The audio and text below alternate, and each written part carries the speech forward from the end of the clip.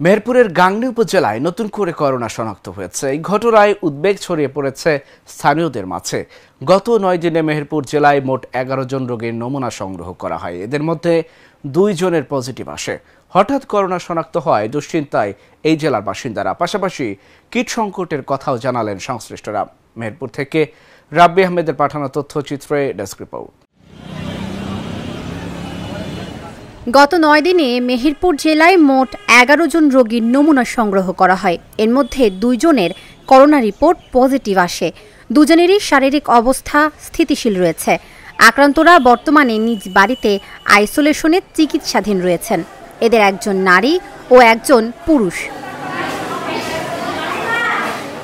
হঠাৎ করে করোনা রোগী শনাক্ত হওয়ায় দুশ্চিন্তায় এলাকাবাসীরা। সারা বাংলাদেশে অনেক করোনা ছড়াচ্ছে এবং আমাদেরও গাংনী থানায়ও অনেকজন হয়েছে এবং 2 জন শনাক্ত হয়েছে। আমাদের গাংনীতে করোনার প্রকোপ আবার শুরু হয়েছে। গাংনী পৌরসভার একটা মহিলা করোনায় আক্রান্ত হয়েছে এবং বামুন্দি অঞ্চলে একজন পুরুষ গতকালকে আক্রান্ত হয়েছে। আমরা চাই যে সবাই সমৃদ্ধভাবে পরিবেশটা যাতে ভালো থাকে, সেইভাবে সবাই নিয়ম কানুন যদি মেনে চলা যায় তাহলে সবার ক্ষেত্রে ভালো হয়। পুরা বাংলাদেশবাসীকে সতর্ক থাকা উচিত, কারণ হচ্ছে এই রোগ হলে মানুষ নির্ঘাত মৃত্যুবরণ করতে পারে। অ্যান্টিজেন কিট মেয়াদোত্তীর্ণ ও স্বল্পতা থাকায় কয়েকদিনের মধ্যেই করোনা ভাইরাসের নমুনা পরীক্ষা বন্ধ হয়ে যেতে পারে। আমাদের 10/6/2025 থেকে 19/6/2025 পর্যন্ত মোট 11টা রোগী, তার ভিতরে 2 জন পজিটিভ।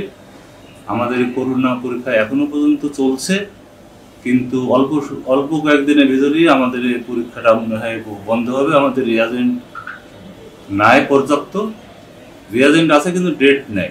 করোনা সংক্রমণ আবারও বাড়তে পারে এমন আশঙ্কায় সতর্ক অবস্থানে রয়েছে প্রশাসন ও স্বাস্থ্য বিভাগ। টেস্টে পজিটিভ আসার পরে মেডিকেল অফিসারের পরামর্শ অনুযায়ী তারা বাড়িতে চিকিৎসা গ্রহণ করছে এবং তাদেরকে পরামর্শ দেওয়া হয়েছে যেন তারা বাড়িতেই থাকে, মাস্ক ব্যবহার করে, পর্যাপ্ত পরিমাণে পানি খায় এবং ডাক্তারের পরামর্শ অনুযায়ী মানে চিকিৎসাপত্র অনুযায়ী যেন তারা সেটা ফলো করে, আর জনসমাগম যেন এড়িয়ে চলে।